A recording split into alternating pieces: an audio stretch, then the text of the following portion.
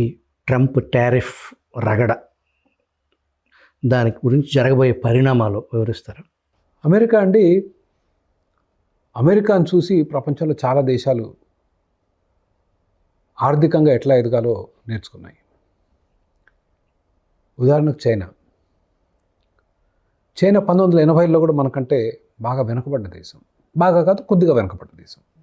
అంత గొప్ప దేశంగా చైనా 1980స్లో కూడా మీరు ఇందాక చెప్పిన పర్ క్యాపిటల్ జీడిపి తీసుకుంటే సగటు చైనీయుడు ఆదాయం సగటు మనమే బీదరికంలో ఉన్నాం. మనకంటే వెనకబడి ఉన్నారు వాళ్ళు 1980స్లో. 1980 which is not very long ago. అయితే వాళ్ళ సంస్కరణ కొంచెం ముందు రిచర్డ్ నిక్సన్ చైనాకి వెళ్ళారు, అమెరికా అధ్యక్షుడు, 70s అనుకుంటా. డెంగ్ జాఓపింగ్ అని చైనాలో ఒక నాయకుడు, he believed in free markets.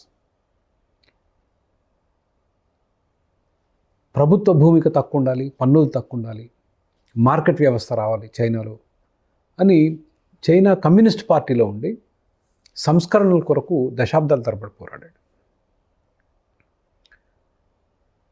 అతని మూలంగా వచ్చిన సరళీకృత ఆర్థిక విధానాలు వాళ్ళు 1980స్లో స్టార్ట్ చేశారు.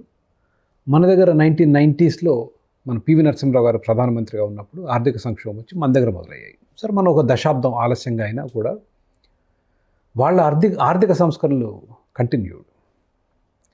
మన ఈవెంట్ ఒక 5 సంవత్సరాలు చేసాం పివి నరసింహరావు కాలంలో, దెన్ వీ డిడ్ నాట్. ఈ విధంగా అమెరికాను చూసి చాలా దేశాలు నేర్చుకున్నాయి ఆర్థికంగా. ఏంటి అమెరికా సిద్ధాంతాలు అంటే free trade.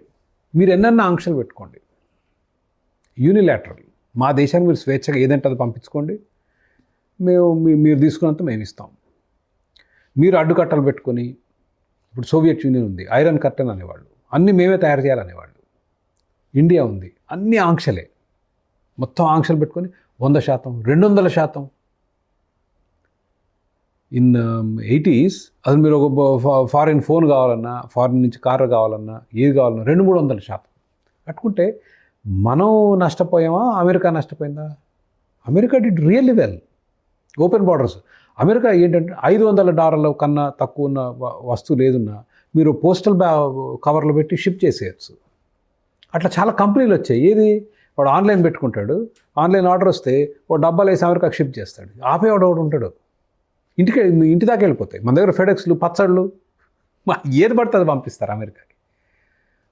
What they have taught the world is స్వేచ్ఛగా వర్తకం, వాణిజ్యం, ఎటువంటి ఆటంకాలు లేకుండా. అవతలడు ఏదో టారిఫ్ వేసాడని మనం వేయటం కాదు, వాడి సావని మనది మనం తెరిచిపెట్టుకుంటాం, దానివల్ల మనకు లాభం జరుగుతుంది అన్న సిద్ధాంతం అమెరికాది.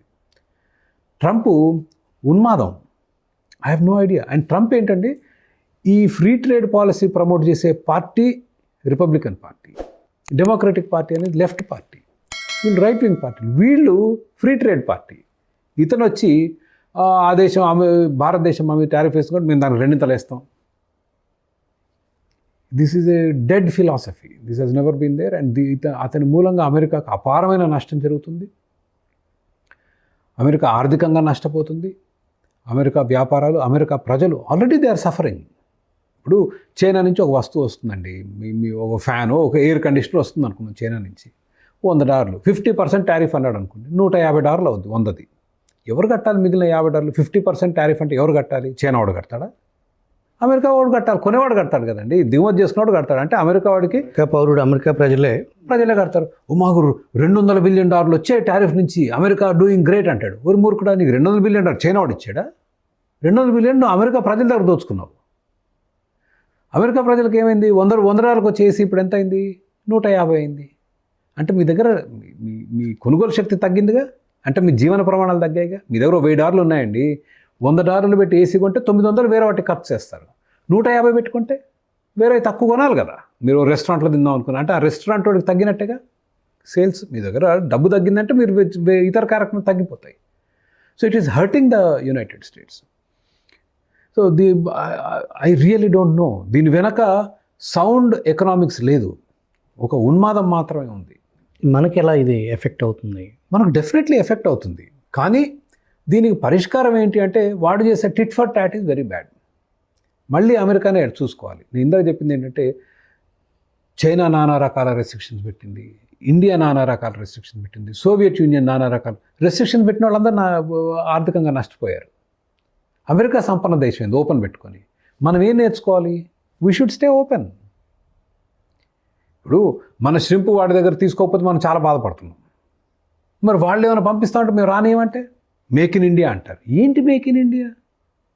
We can't make everything in India. మరి మేక్ ఇన్ ఇండియా అన్నప్పుడు మనం మరి దిగుమతులు చేసి మన ఎవడు ఎగుమతి చేసుకోకూడదు. గౌరవ ప్రధానమంత్రి గారు నిన్న H1B వీసాకు సంబంధించిన $1,00,000 ఫీజు అనేది ఉద్దేశించి నేను ముందు నుంచి చెప్తున్నాను విదేశాల మీద ఆధారపడొద్దు అని చెప్పేసి ఒక అద్భుతమైన ప్రకటన చేశారు. ఆ ప్రకటన అర్థం ఏంటి సార్?